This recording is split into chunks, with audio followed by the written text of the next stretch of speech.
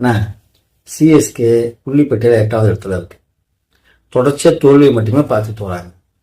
இன்னமும் இந்த டீம்ல தோனி இருக்கணுமா? ஆமாம் தம்பி, நீங்க சொல்றது ரொம்ப சரி.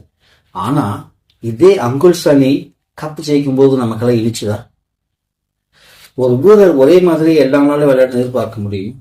டெக்கான் சார்ஜில் நீங்க தோத்தாங்கல்ல, அதுல ஃபயரே இல்லைன்னு சொல்றாங்க. என்ன விளையாடுறாங்க, வராங்க, ஒன்று தட்டுறாங்க. டோனி டெய்லண்ட்ல வந்தா பரவாயில்ல, 12வது ஓவர்லாம் வந்துட்டாரு, ஆனா அவரும் அடிக்கல அப்படிங்கிறாங்க.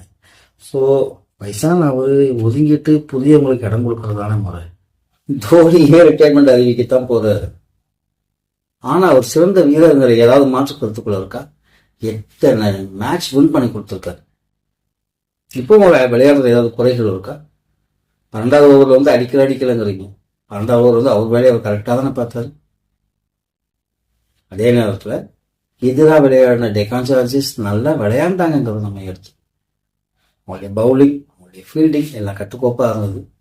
இன்னைக்கு சென்னை சூப்பர் கிங்ஸ் தோத்துச்சுங்கிறதுக்காக ஓட விரட்ட முடியுமா? கமெண்ட்ரி பண்றவங்க முதற்கொண்டு எல்லாருக்கும் அந்த ஒரு எண்ணம் இருக்கு. பஞ்சாப் தோத்துருச்சு, சென்னை சூப்பர் கிங்ஸ் தோத்துருச்சு. கமெண்ட்ல அவங்க சொல்றாங்க 2 கிங்ஸுமே இன்னைக்கு நிறைய மறந்துட்டாங்க, அதாவது டாட் பால்ஸ் விளையாட்டாங்க.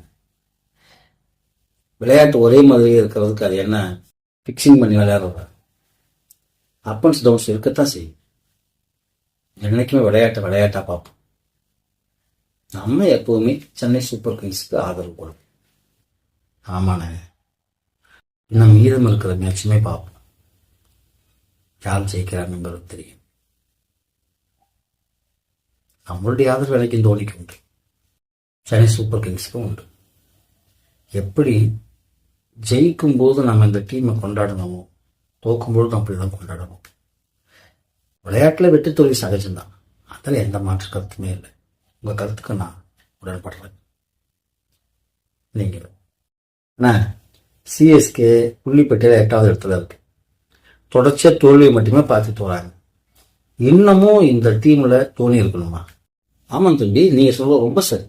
ஆனா இதே அங்குல்ஸ் அணி கப்பு ஜெயிக்கும் போது நமக்கெல்லாம் இழிச்சுதா? ஒரு வீரர் ஒரே மாதிரி எல்லா நாளும் விளையாட்டு எதிர்பார்க்க முடியும்? டெக்கான் சார்ஜில் நீங்க தோத்தாங்கல்ல, அதுல ஃபயரே இல்லைன்னு சொல்றாங்க. என்ன விளையாடுறாங்க, வராங்க, ஒன்று தட்டுறாங்க. டோனி டெய்லண்ட்ல வந்தா பரவாயில்ல, 12வது ஓவர்லாம் வந்துட்டாரு, ஆனா அவரும் அடிக்கல அப்படிங்கிறாங்க. ஸோ வயசான அவரு ஒதுங்கிட்டு புதியவங்களுக்கு இடம் கொடுக்கறதான முறை.